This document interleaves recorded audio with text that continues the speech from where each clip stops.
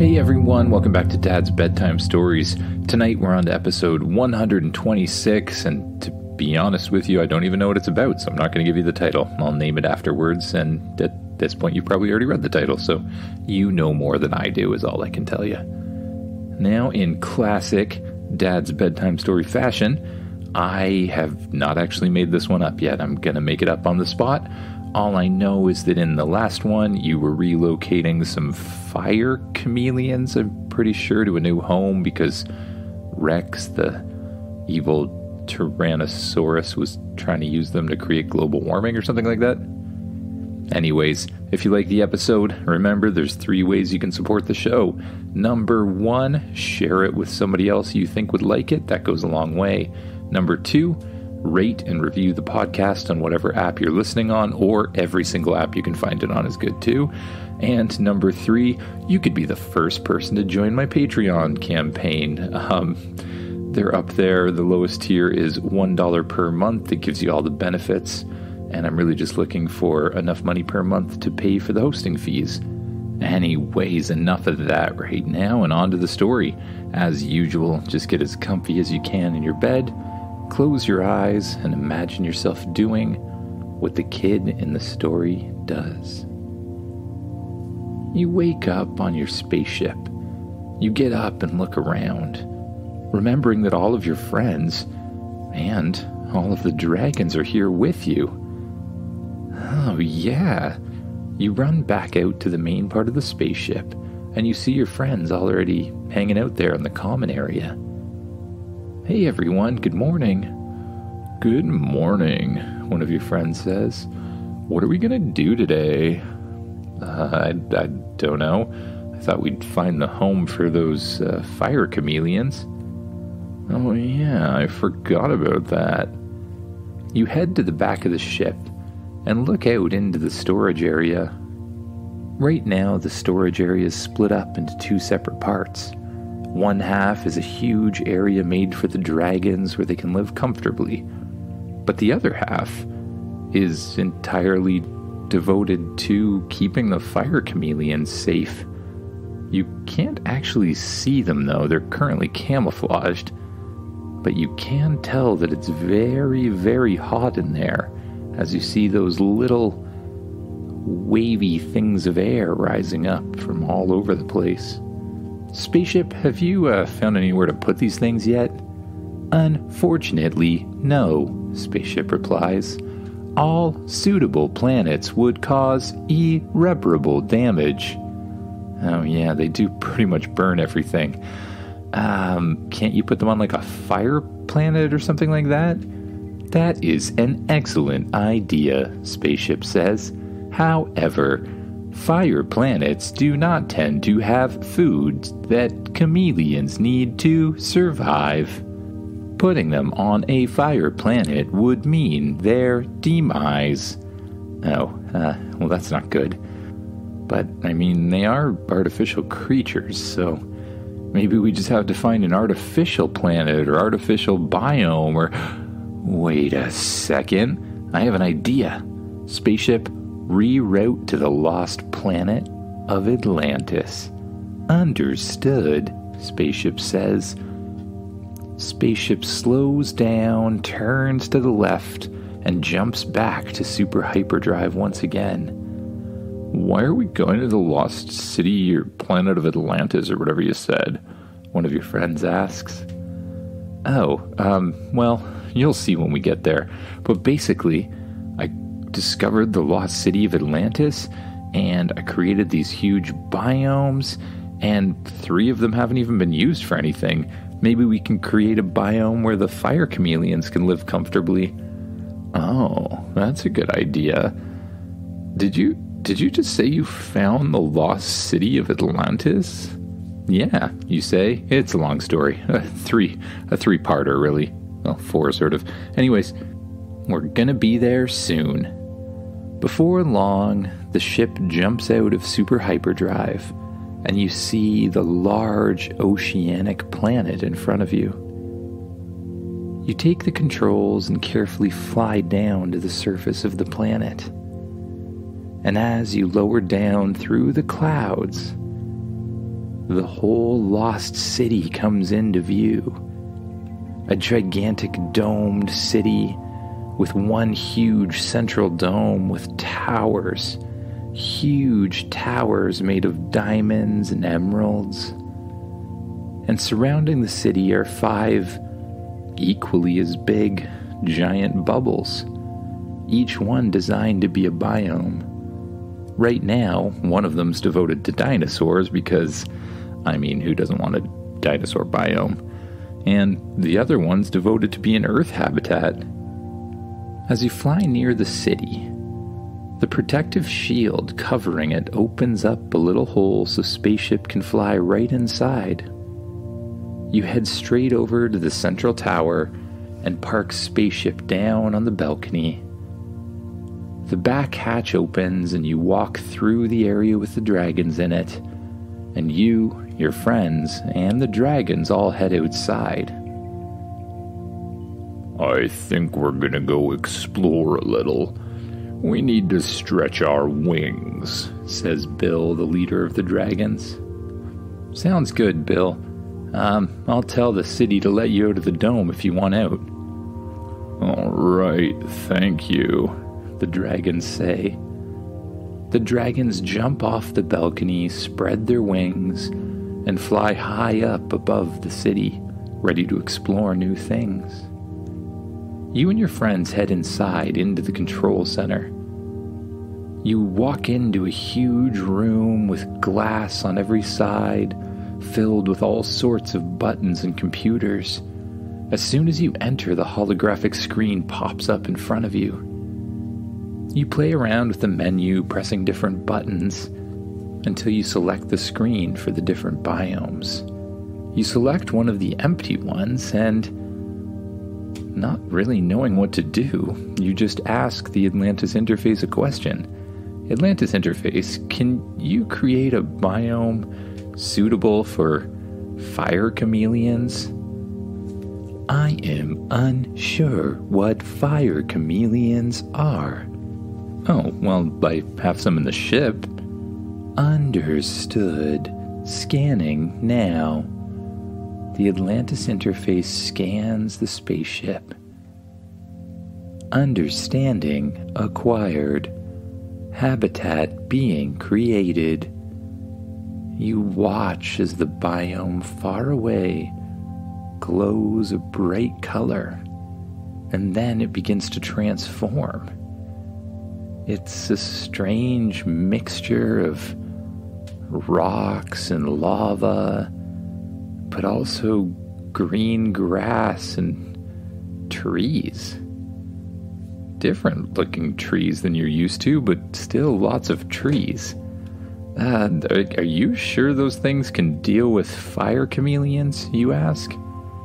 Yes, these trees only grow on rare planets where there is a large amount of heat.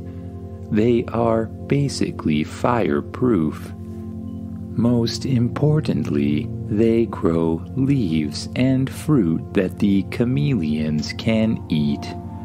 Oh, that's perfect. Let's go drop them off. You jump back in the ship and fly it down through Atlantis to the opening of the new fire chameleon biome. You line up the back of the ship with the door to the biome and open it up. You watch as the entirely invisible chameleons exit the back of the ship and find their new habitat. All chameleons have been delivered, spaceship says. All right, what do you guys want to do now, you ask? Can we ride some dinosaurs while we're here? I don't see why not. You head over to the dinosaur biome and you walk inside. All of the dinosaurs here are a little bit special. They're artificially created, so they all seem to get along with one another. There's T-Rexes hanging out with Triceratops and all sorts of things. And each of them comes equipped with a saddle. You and your friends each pick a dinosaur. One of your friends jumps on a Tyrannosaurus, One jumps on a triceratops. A few jump on raptors, long necks, all sorts of things. But you decide to pick a pterodactyl. Not technically a dinosaur, but close enough for your purposes.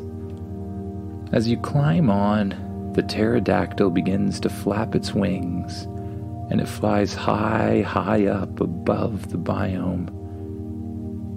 You're amazed at how big the thing is. It's honestly almost the size of a small country. Huge, vast areas of land, water, trees and cliffs. Everything you'd expect to be on a planet, but it has a cover on it if you go up high enough. You fly close to the cover, close to the shield, and you brush your hands against it. Then the pterodactyl dives back down. You go back and find your friends. They're all having a lot of fun, and you play with the dinosaurs for a little while longer before deciding to move on to something else. "What else can we do here?" one of your friends asks. "Well, I originally came here for a fishing trip. Long story, but the fish were a little bigger than I bargained for, so I'm not sure if that's a good idea. I mean, unless we become giants or something." "Wait a minute," you say. "Spaceship, could you, presumably speaking, turn me and all of my friends into giants for a little bit of time?" "Yes, I would be happy to do that." "Okay, alright. And also, presumably, could you give us all fishing rods?" "Yes, fishing rods coming at you." Little robots fly towards you and all of your friends and hand each of you a fishing rod. Cool. You head out of the domed area and stand on the edge of Spaceship. Little satellite-like things pop out of the back of the ship and shine a bright blue light on you. And as they do, you begin to feel your arms, legs, hands, feet stretch out and grow. And as you do, Spaceship becomes smaller and smaller until you can't stand on the side of it anymore, and you have to step off into the ocean. Luckily, as you keep growing, your feet are able to touch the bottom. Before long, you're a giant, a gigantic giant. Your friends look like little ants down below you. But one by one, Spaceship makes them grow as well, until you and all of your friends are standing the size of giants with giant fishing poles, just hanging out in the ocean as if it's a river. You begin to cast your fishing pole, hoping to catch like a giant octopus or something like that. You fish for a short period of time before you start to hear an alert behind you. An alarm's going off in the center of Atlantis. What's that, you ask? I don't know. Suddenly, Atlantis's outer dome starts to glow a bright red color, and you see flashing lights going off everywhere inside the city. And then something starts rising out of the ocean right in front of you. Spaceship, do you know what's going on?" "I have no idea," Spaceship says. A huge, well, kind of like a gigantic shack appears out of the water, and the huge doors open up, and out of it walks a gigantic diamond and ruby plated robot. "Threat detected, threat detected," the robot says, looking directly at you. "Uh-oh, guys, I think it thinks we're a threat. Everyone scatter," You and your friends, still the size of giants, start running in all different directions. Atlantis must have thought we were a threat or something and activated some sort of defense robot. I'm not sure how we're going to get out of this one, you say. We better put on our armor just to be safe.